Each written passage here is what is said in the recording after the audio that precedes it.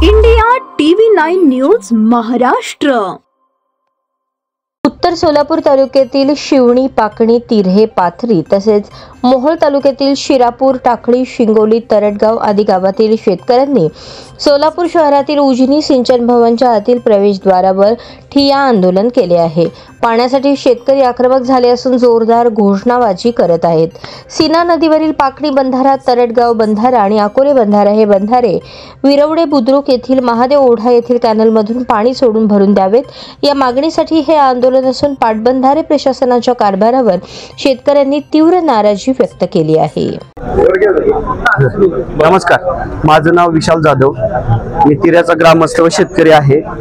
गेल्या कमीत कमी दीड महिन्यापासून सिनानामध्ये पाणी सोडलं गेलं होतं, पण ती पाणी सोडलं गेल्यानंतर पाणी 10 ते 15 दिवसच राहिलं। त्याच्यानंतर एकही बंधारा, तिरे असू दे, शिवणी असू दे किंवा खाली पाथरी, अकोला बंधारा असू दे, त्या तिन्ही बंधाऱ्यामध्ये अक्षरशः प्यायला नवं दिसायला पण पाणी नाही। प्यायचं तर लांबची गोष्ट आहे, अक्षरशः जनावरांची अवस्था एवढी अवस्था आहे की चारा उगवाच सोडून द्या, चाराला पाणी घालायचं, जनावराला पाणी कुठून पाजायचं हा प्रश्न आहे।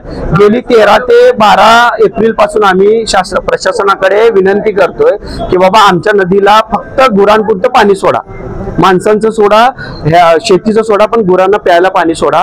गेले 13 तारखेला आम्ही खांडेकर साहेबांना विनंती केली, खांडे साहेबांना बोललो आणि आजपर्यंत खांडेकर साहेब आम्हाला भेटले नाही।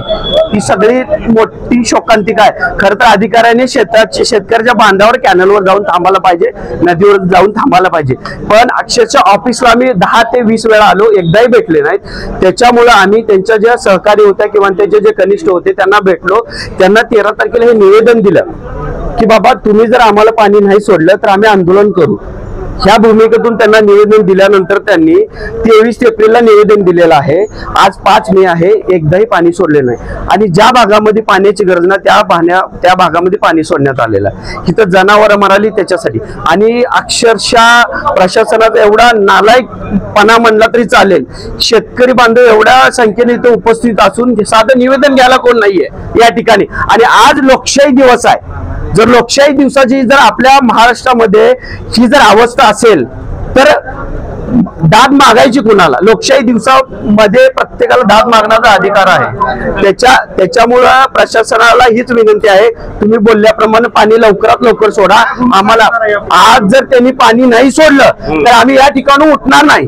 हे सर्व शेतकऱ्यांचं आहे। भले तिथं पाण्यानं मारालो, इथं बसून मारतो, तिथं पाण्यासाठी मारालो, इथं बसून मारतो। ह्यांच्या अधिकाऱ्याला आज 45 टेम्परेचर आहे।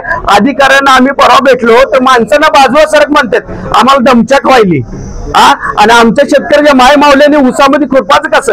पाणी नसेल तर ऊस वाळून चाला, ती ऊसाला सोडून द्या, जनावराला पाणी तर द्या कमीत कमी। हा विषय आहे। त्यामुळं खांडेकर साहेबाला आमची कळकळीची विनंती आहे, तुम्ही भेटायला पहिला शेतकऱ्याला भेटा, शेतकऱ्याच्या बांधावर जावा, तेव्हा तुमच्या व्यथा कळतील। एसीत बसून व्यथा करणार नाहीत। मी मुंबईला गेलो, पुण्याला गेलो, मीटिंगला गेलो, ही विषय नाही। एकदा जाते माणूस, 10 वेळा जर भेटला असेल एकदा आज भेटायला पाहिजे। आज कमीत कमी मोहोळ तालुक्याचा व उत्तर सोलापूर तालुक्याचा आणि दक्षिण सोलापूर तालुक्या तिन्ही तालुक्याचा प्रश्न पाण्याचा। आज हेळीच्या ग्रामस्थांनी फोटो आणून दिलेत की खाली पाणी पोहोचलं नाहीये म्हणून, पाणीच नाही। आमचं दुसरं आवर्तन असताना का दिलं ना आम्हाला आवर्तन? ठीक आहे नियमानुसार